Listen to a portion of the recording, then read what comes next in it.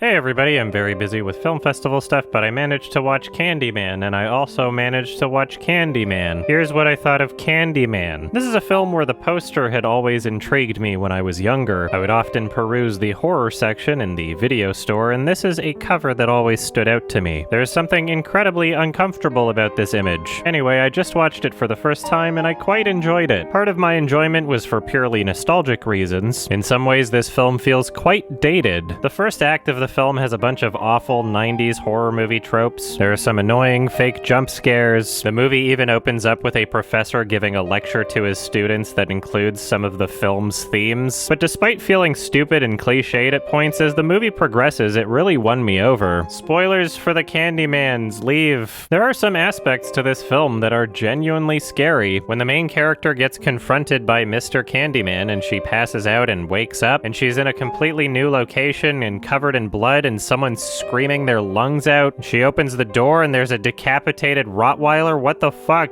It is such an intense and high energy moment of the film, and I love how because of its presentation we are just as confused as the main character. It's a genuinely terrifying situation. This film is also pretty well shot with some interesting visuals and competent cinematography. The score by Philip Glass also adds a lot to the movie. The piano theme is very memorable and well written, and there are many intense and operatic parts of the score as well. The practical effects in this film are also pretty insane. The actors got covered in bees. Tony Todd got stung 23 times during filming, and apparently he was compensated $1,000 per sting. I absolutely love the Garbage Mountain bonfire set, the way she's walking over everything and crawling underneath, and the whole thing gets lit on fire while she's trying to save the baby. This movie really does not hold back in terms of presenting terrifying and fucked up concepts. Despite its flaws, it is a truly unforgettable horror film. And keep in mind, I don't consider the film to be amazing. There are some really cheesy and stupid and weird moments here and there. The ending also kind of sucks. The main character's boyfriend gets a new girlfriend, and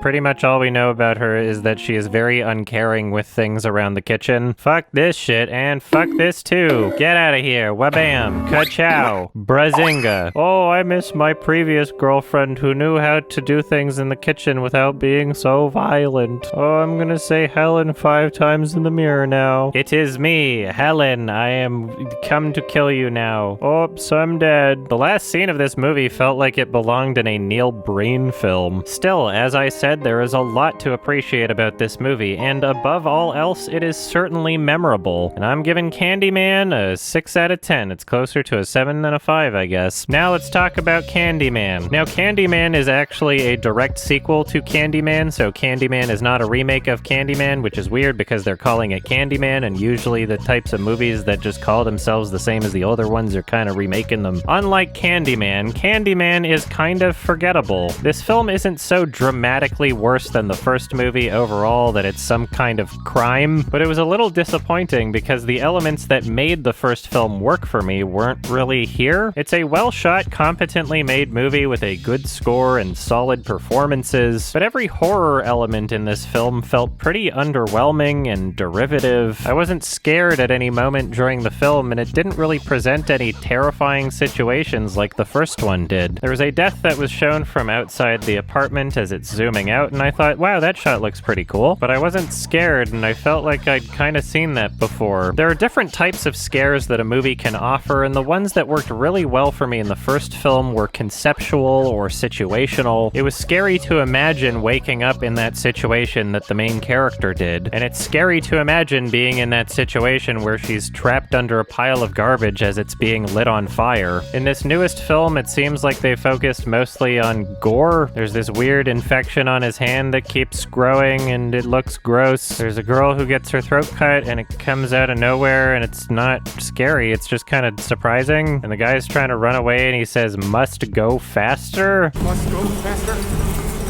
Go faster! And he gets beaten up by a ghost. There's a scene where a bunch of girls are in the bathroom and they say Candyman, and then they get murdered. And it feels so weird and out of place, like it's just there to add to the body count or something. Yay, there's more blood. But in none of these scenes am I ever feeling like it's conceptually scary. There's just some gross stuff. Fear can be pretty subjective, so maybe it's just me, but there wasn't really much to latch onto here. Near the end of the film, where I'm hoping to be scared by something, this character picks up a weapon and is about to use it, but it's too heavy for her and she drops it, and I just laughed. Another issue I have with this movie is that it's confusing, and not the kind of confusion where I get to experience the confusion of the main character in a specific situation, but the kind of confusion where it feels like I'm supposed to understand the motivations of certain characters and I don't. I had to reference the Wikipedia plot summary a couple times because I didn't really have a full grasp of what was going on. Maybe that's my problem, I guess, I don't know. There weren't any real bees in this film as far as I know. I was really impressed by that aspect in the first film, and it just wasn't here. Even the poster of this film is much less memorable than the first. The image of a bee on someone's eye is genuinely unnerving. This image of a man with a hook is really forgettable. It no longer stands out from any other horror movie, and it kind of just loses its identity, and that's pretty much what this film is. Again, it's well shot, competently made, has a good score, and solid performances, but it's not a movie that I will be thinking about really ever. I guess that's all I have to say about it. I liked the ending shot. The reveal about the main character was interesting. The argument scene between him and Brianna is great. There's a lot of energy between them, and their performances are believable. But yeah, it's just not really what I want out of a horror movie, I guess. It was fine, and I'm giving this one a 5 out of 10. Thank you. Stay tuned for some film festival videos. I watched a crap ton of movies, and I gotta record my reviews for them, and there's still more some film festival stuff I gotta watch, because it's the season right now. If you're wondering about my Lion King review,